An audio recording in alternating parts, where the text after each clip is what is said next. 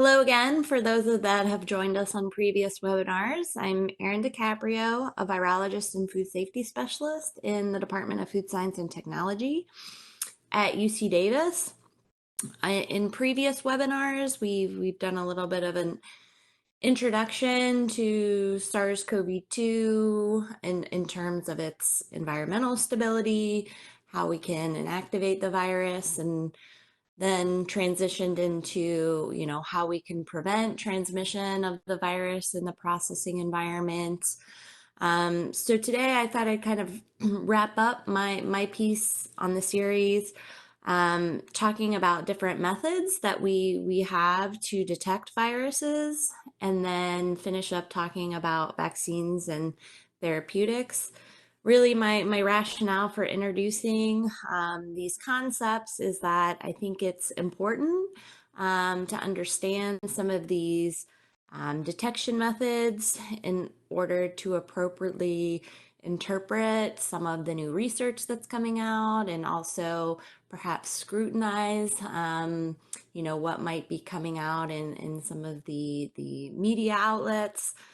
And then I think also in terms of vaccines and therapeutics, I think it's important to have some perspective on, how these are developed and their effectiveness to help assist with risk management decisions within your business.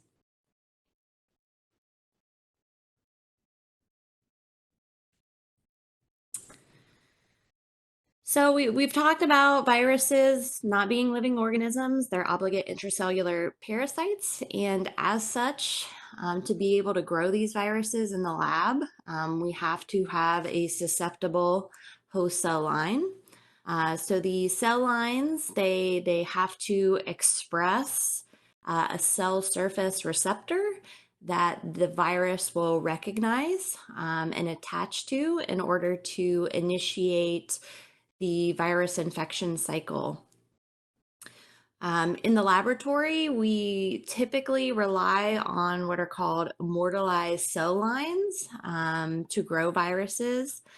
So these immortalized cell lines were initially derived from cancer cells from different organisms, and because they were derived from cancer cells, they have this ability to grow almost indefinitely in the laboratory. So I've pictured several of these cell lines here. And these immortalized cell lines, they really are a foundational tool used by virologists. Typically, virologists have to test numerous cell lines to find one that is going to be permissive to a specific virus infecting it. In some cases, we never find a susceptible cell line for a virus, and in those instances, we're not able to grow that virus under laboratory conditions.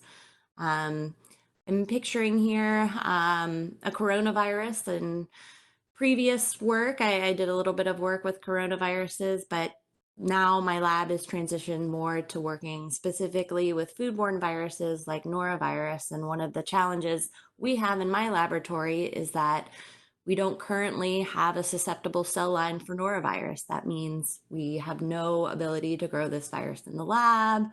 That can really be a challenge for vaccine development, which I'll talk about a little bit later.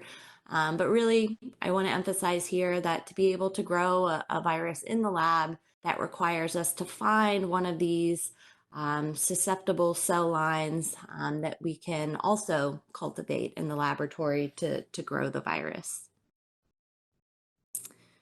So in cases where we have found a suitable cell line, we're going to be able to grow that specific virus in the lab.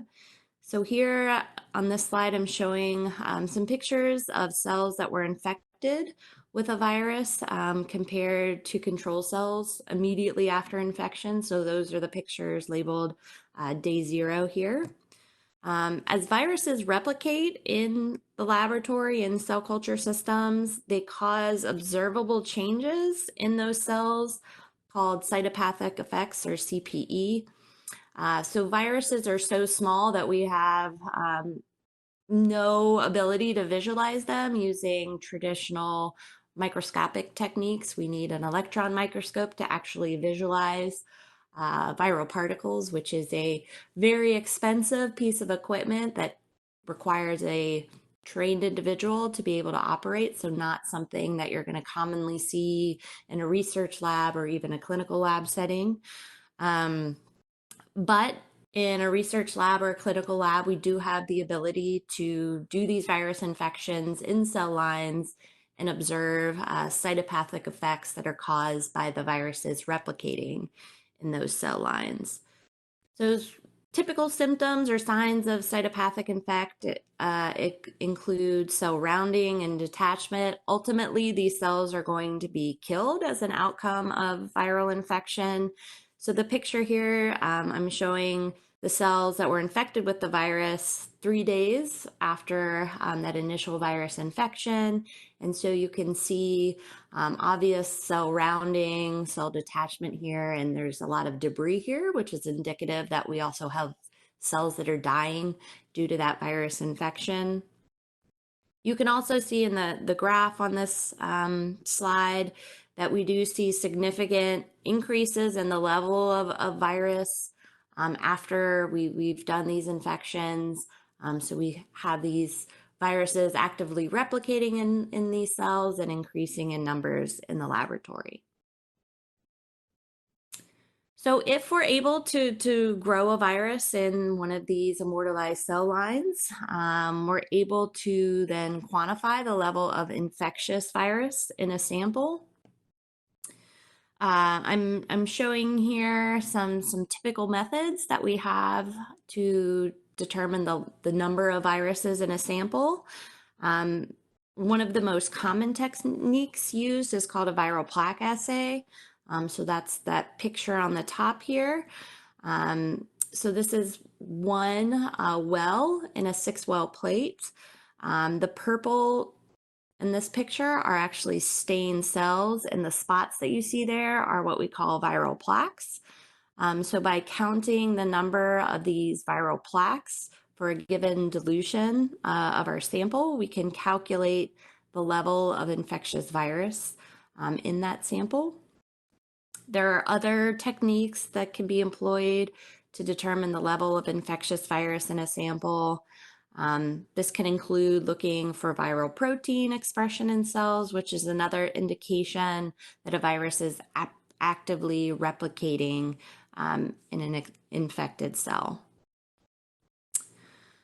Unfortunately, many viruses grow poorly or not at all under laboratory conditions. Moreover, these cell culture-based detection techniques are very labor-intensive and time-consuming. Therefore, most of our diagnostic tests for viruses detect the viral nucleic acid or the viral genome. So viruses that have a DNA genome, we use traditional polymerase chain reaction. For viruses that have an RNA genome, like coronaviruses, reverse transcriptase polymerase chain reaction will be used. So reagents for both of these assays are developed that specifically recognize parts of the viral genome.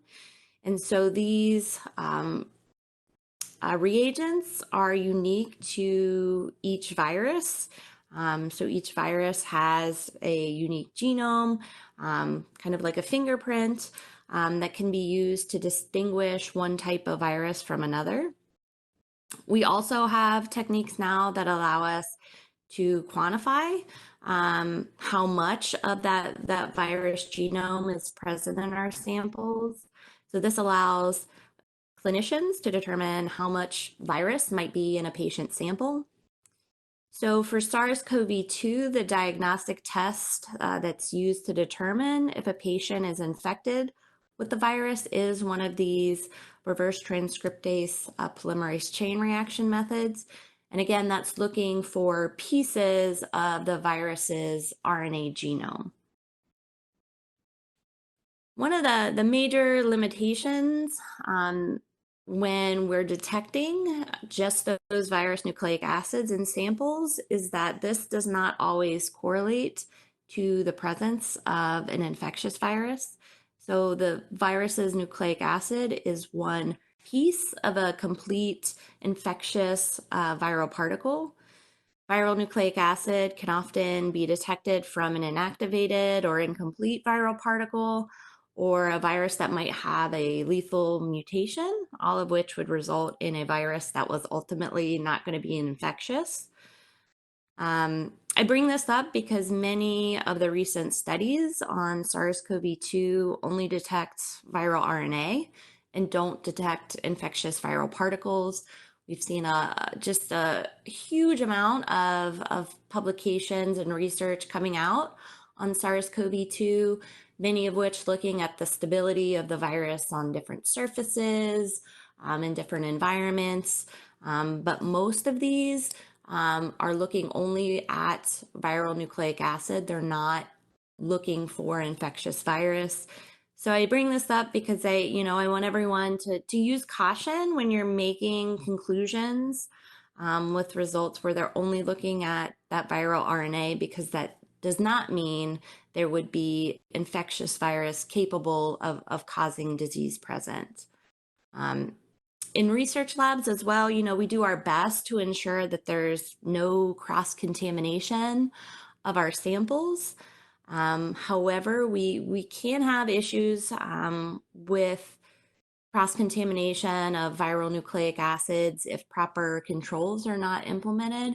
So that's another really important aspect when looking at some of these research publications that are coming out. What kind of controls did they utilize to make sure that they were really detecting these viral RNAs in their sample and it wasn't some type of laboratory cross contamination issue? There are also diagnostic tests for detection of antibodies. So, antibodies develop as part of our body's adaptive immune response after we've been infected with a pathogen. So these antibodies are specific to a protein located on the surface of viruses. And in the case of SARS-CoV-2, our antibodies develop against the spike protein of this virus. So these proteins are protruding from the surface of these viral particles. It typically takes a few weeks after initial infection with a virus for these specific antibodies to develop. But once they have, we can test for the presence of these virus-specific antibodies in patient serum samples. And the presence of these antibodies indicate that a person has been infected previously with SARS-CoV-2. It's pretty unclear at this point in time whether these antibodies will actually protect someone from reinfection with the virus. Again, we're learning more and more all the time about the epidemiology and the virology of this particular virus. But the general theory is that yes, someone that has been infected and developed these antibodies against SARS-CoV-2 should be protected from reinfection. I will say that there are many of these antibody tests available right now. FDA has kind of streamlined the approval process for these tests due to the pandemic. However, many of the tests that are currently out there for antibodies against SARS-CoV-2 have very low issues with their sensitivity, and therefore we have a relatively high false negative rate with many of these tests, meaning that someone that has these antibodies might still have a negative test result. Certainly, having these tests widely available will help greatly in creating assurances that it's safe to go back to business as usual. But until these tests are more reliable and available on a large scale, we should really focus on improving social distancing, disinfection of high-touch surfaces, as well as continuing to implement GMPs and other food safety programs to ensure worker safety during the COVID-19 pandemic. I'll just mention here a little bit about vaccines. Vaccine development is very challenging, and I think we all have the perspective that it's going to take quite a bit of time before we have a vaccine for SARS-CoV-2 available.